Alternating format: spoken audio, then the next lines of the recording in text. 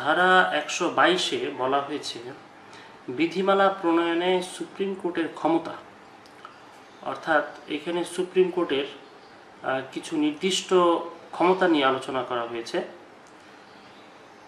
বলা হয়েছে supreme court তার 2টি বিভাগ ও অধস্তন আদালত সমূহকে নিয়ন্ত্রণের জন্য বিধিমালা প্রণয়ন করতে পারবেন। আচ্ছা, আমরা জানি যে সুপ্রিম কোর্টের অধীনে 2টি ডিভিশন রয়েছে, একটি হচ্ছে হাইকোর্ট ডিভিশন, আরেকটি হচ্ছে অ্যাপেলেট ডিভিশন। সুপ্রিম কোর্ট তার অধস্তন 2টি বিভাগ, হাইকোর্ট বিভাগ এবং আপিল বিভাগের জন্য বিধিমালা প্রণয়ন করতে পারবেন, এবং হাইকোর্ট বিভাগের অধস্তন যে আদালতগুলো রয়েছে, অর্থাৎ বাংলাদেশের সমস্ত জেলায় অবস্থিত নিম্ন আদালতসমূহ, সেগুলোর জন্য সুপ্রিম কোর্ট বিধিমালা প্রণয়ন করতে পারবেন। আচ্ছা, এখন এখানে আমরা একটা বিষয় জেনে নিই, সেটি হচ্ছে দেওয়ানি কার্যবিধিতে 158টি ধারা রয়েছে এবং আদেশ রয়েছে 51টি। তো সুপ্রিম কোর্টের ক্ষমতা অনুযায়ী সুপ্রিম কোর্ট কতটুকু করতে পারবে এখানে সেটি বলা হয়েছে। এখানে বলা হয়েছে প্রণীত বিধিমালার দ্বারা দেওয়ানি কার্যবিধির প্রথম তফসিলে বর্ণিত আদেশ ও বিধিসমূহের প্রয়োজনীয় পরিবর্ধন বা সংশোধন করতে পারবেন।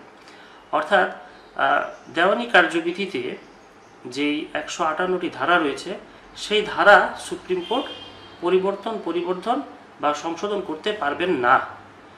যদি দেওয়ানি কার্যবিধির ধারা পরিবর্তন করতে হয়, সেটি করতে পারবে পার্লামেন্ট।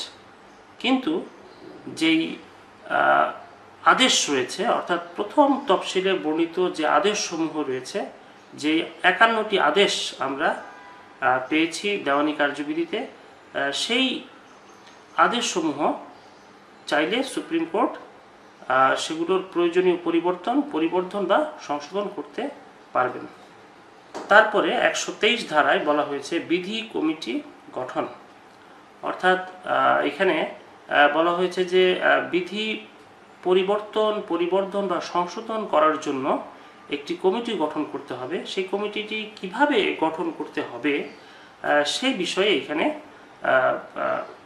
বলা হয়েছে।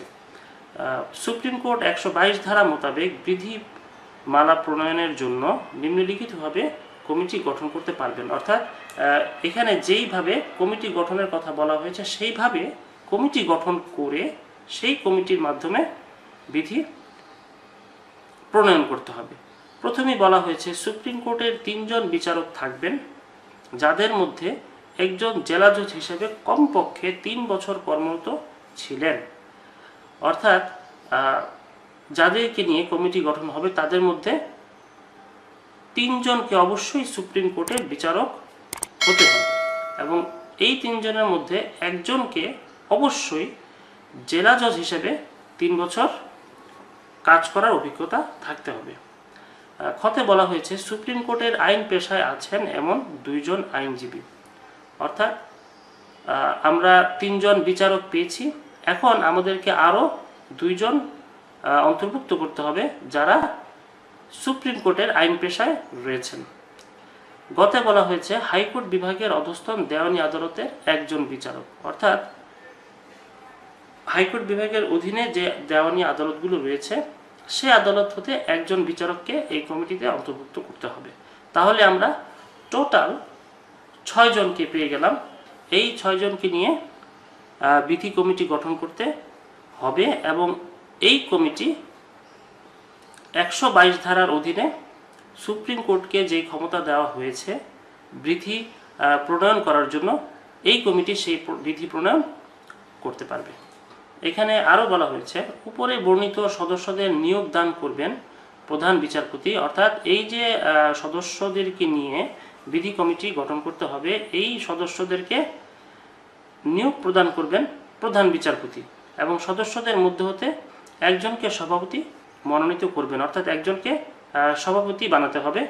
প্রধান বিচারপতি নিজেকে সদস্য মনোনীত করলে তিনি নিজেই হবেন সভাপতি। অর্থাৎ এই 6 সদস্যদের মধ্যে যদি বিচারপতি নিজেকে অন্তর্ভুক্ত করেন, যদি বলেন যে আমি একজন সদস্য হতে চাই, তাহলে সভাপতিও তাকেই হতে হবে, এবং আরও 2 জনকে নিয়োগ দিবেন। প্রধান বিচারপতি বিধি কমিটির জন্য একজন সচিব নিয়োগ করবেন, যিনি সরকার কর্তৃক নির্ধারিত পারিশ্রমিক পাবেন।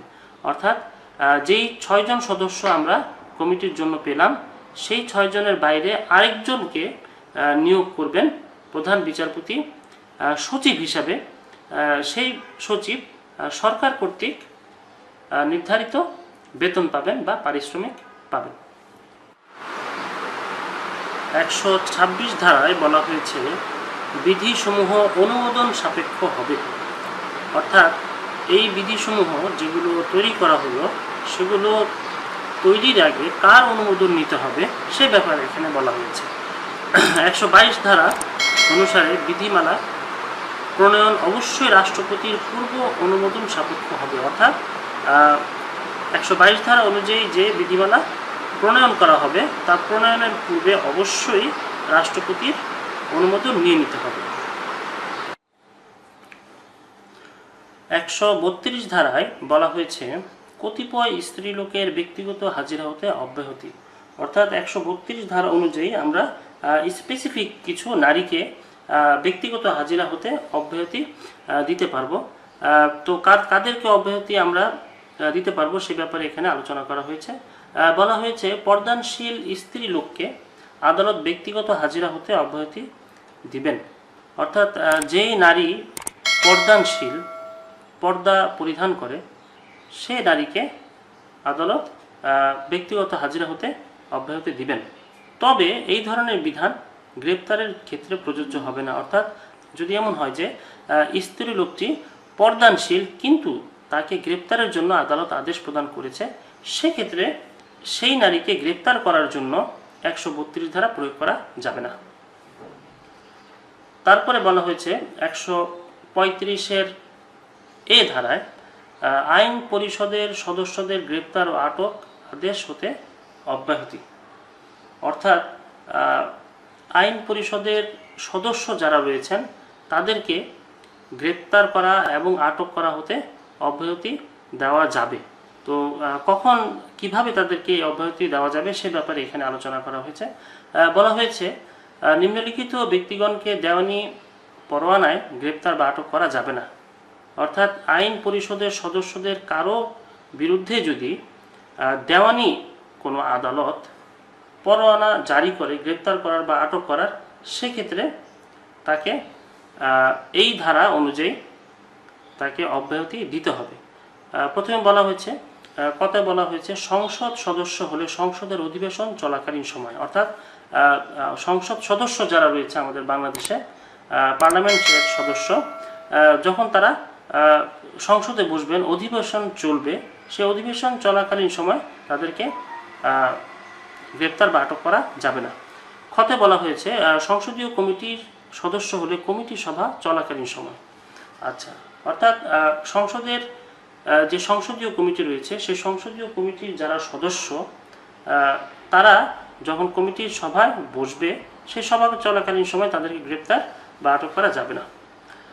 আরও বলা হয়েছে যে উক্ত অধিবেশন বা সভা অনুষ্ঠানের পূর্ববর্তী ও পরবর্তী 14 দিন গ্রেপ্তার করা যাবে না, অর্থাৎ সংসদ সদস্যদের যখন সংসদ অধিবেশন চলবে অথবা তাদের সংসদীয় কমিটি সদস্যদের যখন কমিটির সভা চলবে সেই সভা চলাকালীন সময় তাদেরকে গ্রেপ্তার বা আটক করা যাবে না, এবং উক্ত সভার পূর্ববর্তী 14 দিন এবং পরবর্তী 14 দিন তাদেরকে গ্রেপ্তার বা আটক করা যাবে না। ধারা 137-এ বলা হয়েছে অধস্তন আদালতের ভাষা। অধস্তন আদালত কোনগুলো আমরা সেটা খুব ভালো করেই জানি। আমি আবার বলে দিচ্ছি যে বাংলাদেশের সর্বোচ্চ আদালত হচ্ছে সুপ্রিম কোর্ট। সুপ্রিম কোর্টের অধীনে 2টি ডিভিশন রয়েছে, একটি হচ্ছে হাইকোর্ট ডিভিশন, আরেকটি হচ্ছে অ্যাপিলেট ডিভিশন।